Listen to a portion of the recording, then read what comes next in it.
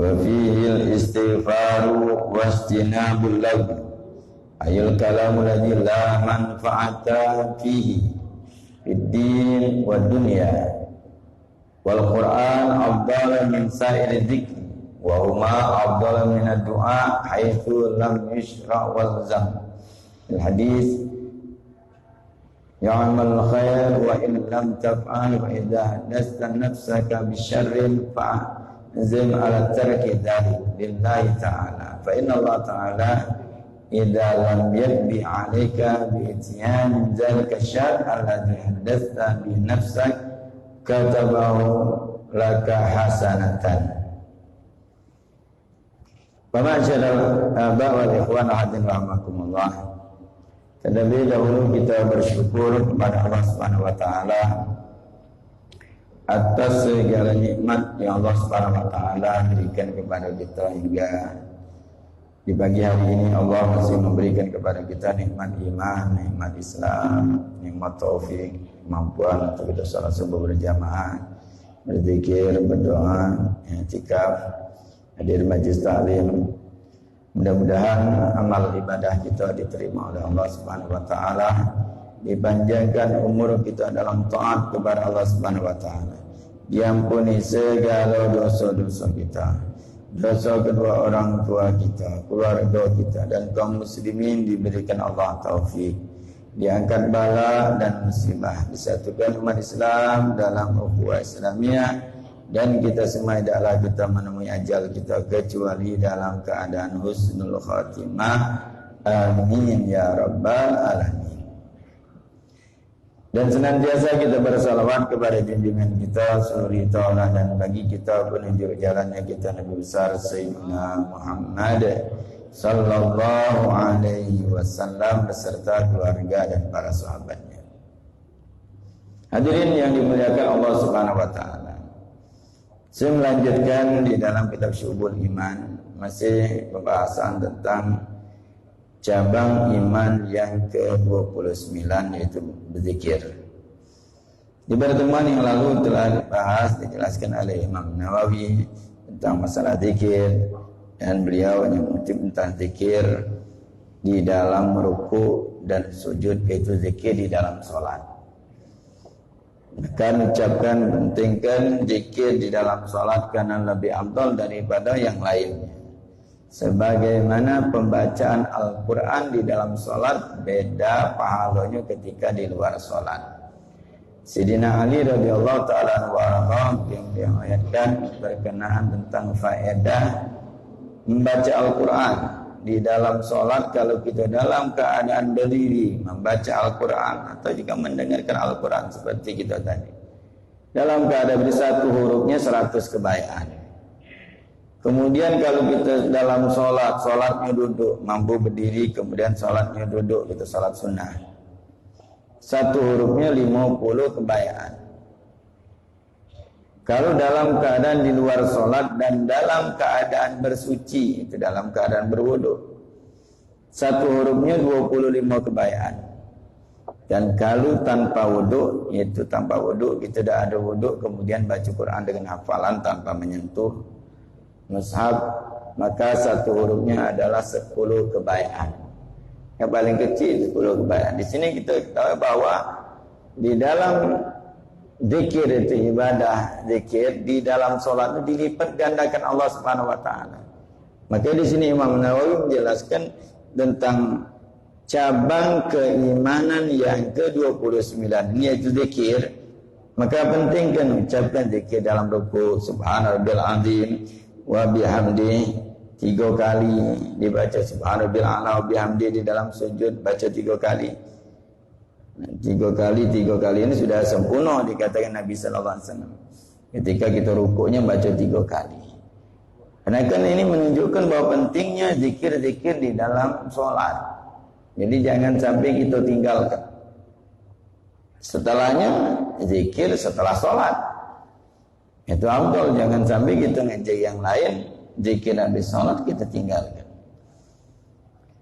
Nah, kemudian beliau setelah itu menyatakan juga wa fihil istighfar wa istinabul lagwi. Dan di dalam hal ini juga cabang iman yang ke-29 itu zikir, terkandung di dalamnya adalah termasuk zikir dan istighfar. Istighfar dan menjauhi perkataan-perkataan tidak berguna, lawun yang sia-sia. Jadi tinggalkan, usahakan. Makanya istighfar berbanyak. Nabi SAW menyatakan tuba liman wajada fi sahifati istighfarun katsira. Beruntung orang yang di dalam catatan amalnya banyak istighfar. Terlebih lagi kita di zaman sekarang ini. Zaman sekarang banyaknya kita maksiat. Istighfar. Makanya ibadah kita ini kadang-kadang pengaruhnya tidak terlalu menerangkan hati. Yaitu mungkin salawat kita, solat kita, baca Quran kita. Karena maksiat. Baru kita mungkin bersih, maksiat lagi, bersihkan lagi, maksiat lagi. Tapi jangan berhenti kita untuk kita bertobat. Jangan berhenti kita untuk beristighfar. Jangan berhenti kita untuk minta ampun kepada Allah Subhanahu wa taala. Makanya perbanyak istighfar. Jangan sampai kita meninggalkan istighfar alasan apapun. Jangan sampai kita meninggalkan taubat dan meninggalkan istighfar. Tapi perlu memang kita harus wanti-wanti di dalam istighfar. Itu betul-betul kita minta kepada Allah Subhanahu wa taala. Karena jangan sampai kita termasuk orang yang tertipu, nyangka kita sudah taubat, nyangka kita sudah diampuni Allah Subhanahu wa taala. Imam Haddad radhiyallahu taala anhu warda dalam kitab Nasihat Diniyah, beliau menyatakan orang-orang yang tertipu dari ahli maksiat,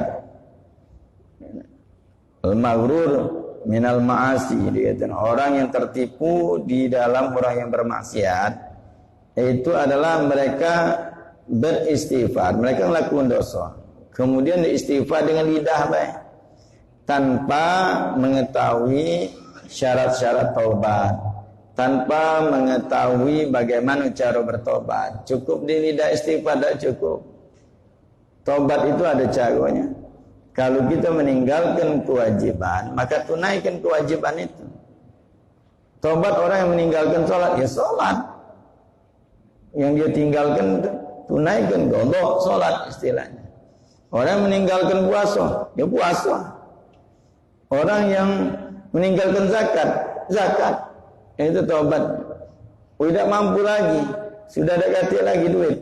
Tapi selama ini dia pada saat berduit tidak mengeluarkan zakat. Juga yoi.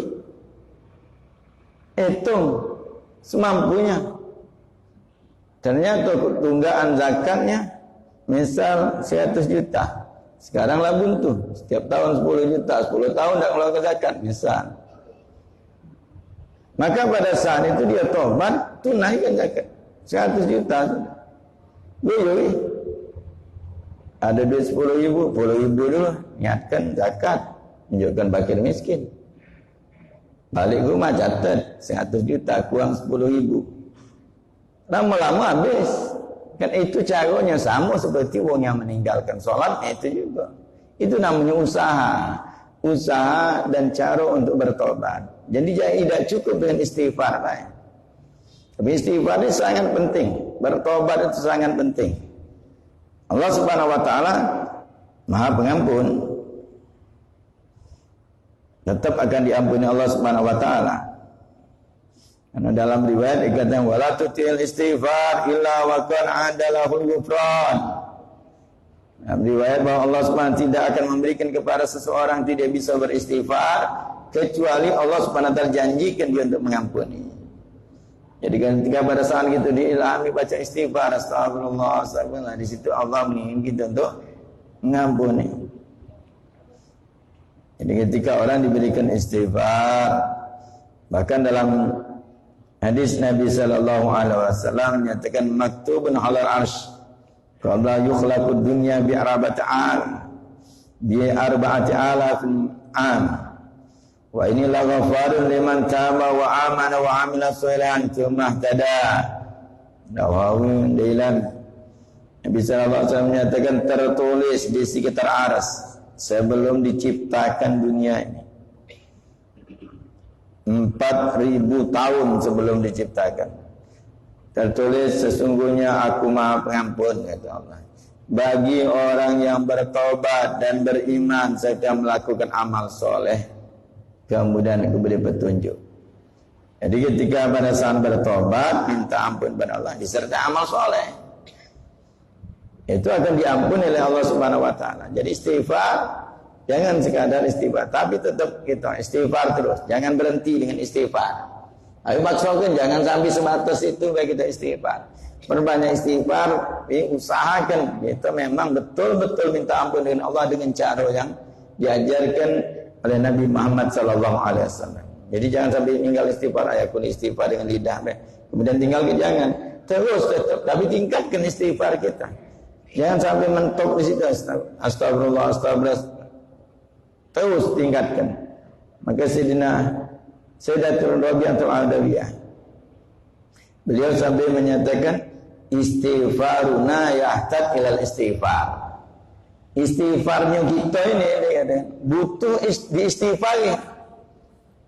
Ini kalam tinggi, mereka orang-orang yang soleh. Istighfar kita ini butuh diistighfari. Karena istighfar kita dikatakan begitu tadi lewat baik. Kita minta ampun kepada Allah, tapi kita masih punya niat maksiat, masih melakukan maksiat. Tapi jangan berhenti untuk istighfar.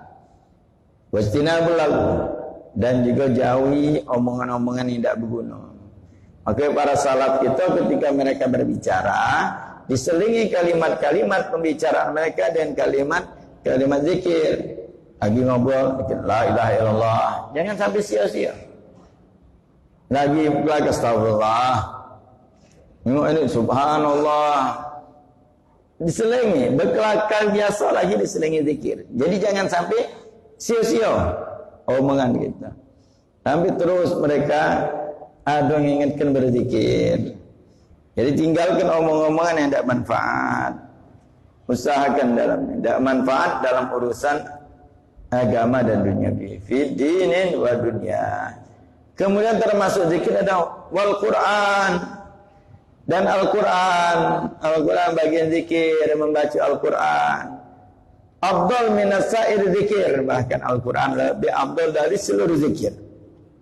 Jadi kalau zikir itu macam-macam termasuk Al-Quran. Dan Al-Quran ada paling afdalnya zikir. Nah, jangan sampai kita tinggalkan. Bulan Maulid banyak bersalawat kepada Nabi sallallahu alaihi wasallam. Bagus, memang banyak salawat dianjurkan, tapi jangan tinggalkan baca Quran. Jangan tinggalkan istighfar. Karena ada kelebihan masing-masing kan. Al-Quran sudah kalam Allah Subhanahu wa taala tidak ganti bandingnya. Membaca Al-Quran. Maka Nabi sallallahu alaihi wasallam juga bagaimana Nabi sallallahu alaihi wasallam membaca Al-Quran. Bagaimana para salaf kita? Mereka membaca Al-Quran. Bulan Maulid itu membaca Quran. Kita ni kadang-kadang ngenti, bukan nambah. Bulan Maulid salawat banyak, Al-Quran tinggal, istighfar tidak. Ya bulan Ramadan Al-Quran baik, salawat tidak, istighfar tidak. Terus tetap ada, cuman volumenya baik, lebih banyak. Bulan Maulid banyak gencar, tapi jangan ditinggalkan Al-Quran. Jangan tinggalkan istighfar.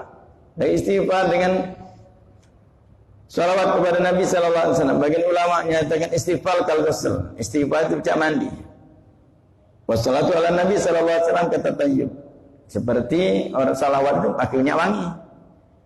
Jadi kalau mau istighfar, salawat sudah cukup salawat.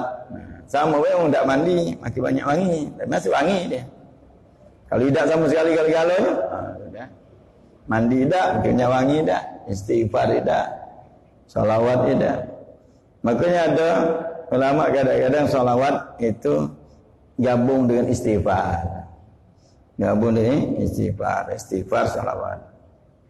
Nah itu ada yang istighfar salawat. Jadi baca Quran lebih afdal daripada seluruh zikir. Wahuma afdalu min doa. Al-Quran dan istighfar lebih afdal daripada doa. Jadi itu dalam zikir itu, tapi tetap zikir-zikir ini ada faedah masing-masing. Bukan baju ini bagus abdul zikir banyak la ilaha illallah, abdul zikir la ilaha illallah, la ilaha illallah. Ada keutamaan masing-masing. Dan ada posisi masing-masing dan keadaan seseorang masing-masing beda. Ada orang yang ahli maksiat macam tobatnya perbanyak istighfar. Bagi dia yang dosis yang diperlukan istighfar banyak. Bagi orang yang malas dia membaca Quran, berarti banyakkan baca Quran. Ada rasa tidak lemah dia belum merasa ini, perbanyak baca Quran. Orang yang jauh dari Nabi sallallahu alaihi wasallam, perbanyak selawat. Ketika nama Nabi sallallahu alaihi wasallam disebut, biasa baik dia. Nah, ini bagi wong ini perbanyak harus digencar selawat kepada Nabi sallallahu alaihi wasallam. Karena nama Nabi itu lewat baik. Tak kata pengaruhnya.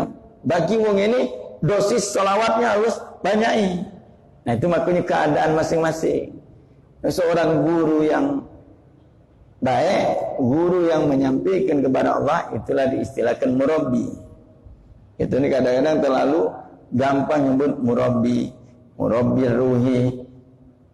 Tapi ketika tidak cocok dengan kita tinggalkan. Tidak sembarangan nyebut murabbi. Itu orang yang bisa menyampaikan kita kepada Allah Subhanahu wa taala. Ini guru yang kita taat ini ya. Dia ngomong harus kita Itu namakan murabbi, orang yang mendidik. Dia kata laula murabbi ma'arabtu rabbi. Ya, kalau bukan karena murabbi orang mendidik, ada guru aku tidak kenal Tuhanku. Nah, ini mereka yang memang ditaati. Ini kita ngomong murabbi tapi tidak itu taati. Ala kadar ya. Nah, ini orang yang menyampaikan kepada Allah. Mereka tahu apa dia dosisnya, apa dia kurangnya. Maka ada seorang ulama alim luar biasa, tapi dia masih ada ganjalan belum nyampe kepada Allah, merasa kurang. Akhirnya dia berguru macam-macam guru dia didatangi dan taat dia. Dia mencarinya, minta kepada Allah Subhanahu wa taala siapa gurunya. Akhirnya ada seorang gurunya ngomong, yang dia yakini inilah guru aku. Ini dia diturutnya kan. Tapi akhirnya guru yang tadi ngomong, aku bukan guru yang menyampaikan engkau dengan Allah, bukan. Guru kau Fulan bin Fulan, dia tahunya. Nah, di mana katanya? Guru kau ada di pasar sana, tukang sol sepatu. Wah, tukang sol sepatu alim ternyata. Hebat. Ini tadi guru sudah dari ulama. Pergi dia karena kepengen ada sampaikan kepada Allah Subhanahu wa taala. Datangnya dia minta berguru, apa kata gurunya? Apa dia? Aku ni orang biasa. Aku ni tukang sol sepatu, kau ni ulama, masya Allah. Datang dulu aku nak belajar. Ya dah, baliklah katanya. Aku nak gawe nama. Dia tanya sol sepatu di sudut pasar. Ini tidak yakin dia, karena sudah disampaikan guru yang tadi yang diyakinnya, ternyata guru yang nyampaikan di sini. Tidak, aku nak belajar. Aku tidak akan benggut dari sini kecuali kau ngajari aku. Lama didiamkan. Akhirnya dia kau nak belajar ini. Iya, aku nak belajar. Itu nak sampah-sampah kau bersihkan. Dia akan bersihkan sampah di pasar. Di pasar Kuta dia akan bersihkan. Sampah-sampah. Oh, bersihkan dia. Baru nak buka bajunya, dia nak bersihkan, nak buka baju, bagi jubah. Tak ada kata, dengan baju kau tu lah, pakaian kau tu lah, bersihkan. Nak nyari sapu, nak nyari alat bersih. Dengan tangan kau, kata. No, dengan tangan, oh bersihkan. Sampai pasal bersih, menyingok kata. No, lah setiasa. Ulama dengan pakaiannya, rasanya, itu dia. Sanggup dia. Tahunya ini yang nyuruh aku. Inilah akan menyampaikan. Sudah bersih kalau berapa kali diongkonya bersihkan berapa kali. Akhirnya sudah katanya. Baliklah. Itu bagaimana? Baliklah. Balik nyampe ke rumahnya terbuka kan. Ya, bau hatinya sampai kepada Allah Subhanahu wa taala. Ini guru yang tahu, ini cuman dia ini. Tidak perlu diunjuk yang lain, obatnya ini hilangkan masih ada kesombongan. Dihilangkannya ketika pada saat diongkonnya itu bersihkan, hilang kesombongannya. Tidak perlu dengan wong. Kemudian ada ganjalannya kadang-kadang, oh dia ini masih nak ngurusi wong, masih ngasuh lebih baik daripada wong. Maka ketika pada saat diongkon ini tidak ngurusi wong nian, dia tidak kacip ngasuh, dikit pun lebih baik daripada wong lain sampai kepada Allah Subhanahu wa taala. Maka seseorang itu ada kapasitas yang perlu dia lebih banyak ini. Ada seseorang itu ya salawat, makanya itulah kita butuh dengan seorang guru yang membimbing kita. Kalau dah kata, ya kita ni comot sana comot sini be, pecahnya ini. Dengar ini faedah, banyak salawat. Dengar ini istighfar. Dengar lagi dia mau juga baca Quran. Jadi bagus kalau ini. Tapi kebaikan itu tidak terarah. Karena belum tahu di dalam diri kita ni apa yang lebih kita butuhkan. Nah itu yang guru yang tahu. Bagaimana? Badan kan diumpamakan adalah batin kita dengan jasad kita. Kalau jasad kita untuk masalah penyakit ya dokter. Sama baik itu kalau misalnya tidak pergi ke dokter, tidak minta saran dokter, ya masing comot dah pecahnya. Bagus makan obat ini. Tunjuk orang tahu, oh obat ini vitamin ini bagus ini. Segar makan vitamin itu ngantuk terus kita. Nah, ngapa ngantuk? Itu tadi. Sedikit kita salah makan obat. Tunjuk orang obat ini, aku makan obat ini. Obat kadaluarsa, keracunan. Nah itu sama seperti itu orang yang ketika tidak datang kepada guru, maka batinnya modal itu. Ala kandangnya. Ya mungkin cocok, mungkin tidak cocok. Nah itu yang harus kita butuh dengan seorang guru yang membimbing kita. Maka yang sering saya sampaikan ijazah dari guru kita Habib Muhammad bin Ahmad Fat'ak. Orang yang kepengen ada seorang guru baca doa, Allahumma dullani ala abdin min ibadika solihin ya'rifuni wa yaduluni alaik. Dibaca, kalau baca malam-malam banyak baca, ya Allah tunjukkan aku kepada salah seorang hambamu daripada hamba-hambamu yang soleh, yang mengenal aku dan menunjukkan aku kepada engkau. Itu minta seorang yang membimbing kita. Ada Allahumma dullani ala abdin min ibadika solihin ya'rifuni wa yadulluni alaik. Nah itu dibaca, minta ya Allah tunjukkan aku ya Allah wong soleh yang kenal dengan kita, membimbing kita menuju Allah Subhanahu wa taala. Nah itu kalau sudah dapat itu dia bagaimana ulama selalu mereka mencari itu siapa yang membimbing. Ini kadang sudah alim luar biasa baru seperti tadi tahu nyingok ternyata wong yang dianggap wong biasa. Mereka yang baca tahu, makanya ini kurang, ini cukup. Kalau sudah dikit baik tinggal. Kalau kurang ini, dijuk tahunya istighfar banyak ini. Kurang baca Quran, diangkat banyak baca Quran. Makanya di sini adalah di antara cabang keimanan itu ada zikir. Zikir itu berbagai macam dan afdal di antara Al-Quran, istighfar, salawat kepada Nabi sallallahu alaihi wasallam. Nah, itu afdal daripada doa. Doa juga termasuk zikir.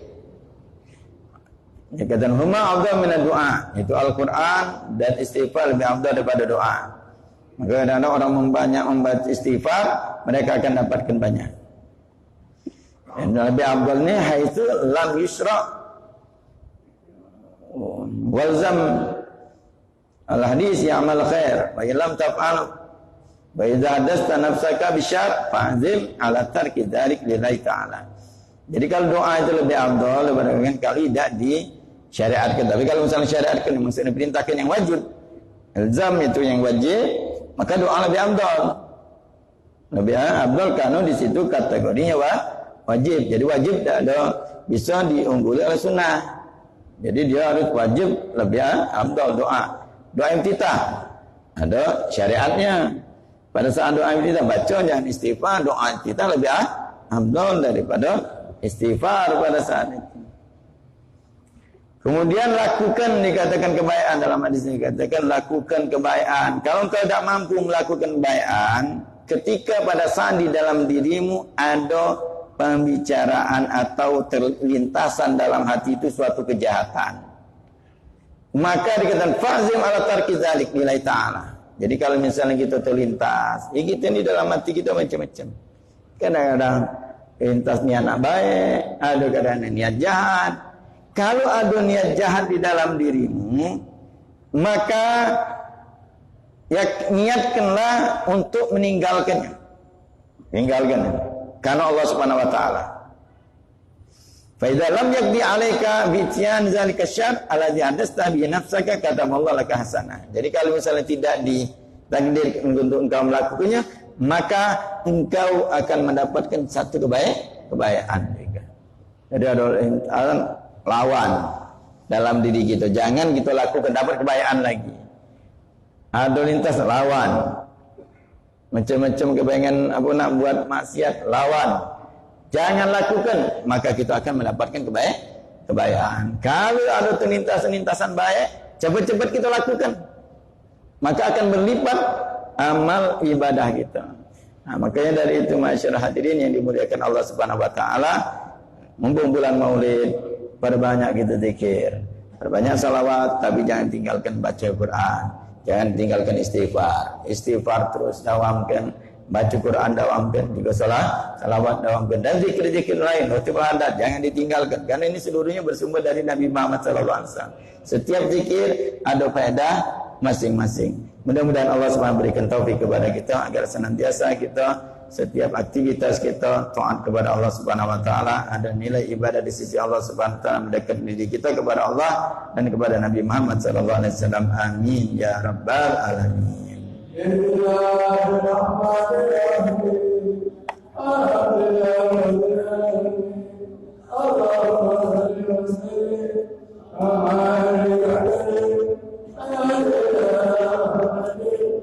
Allah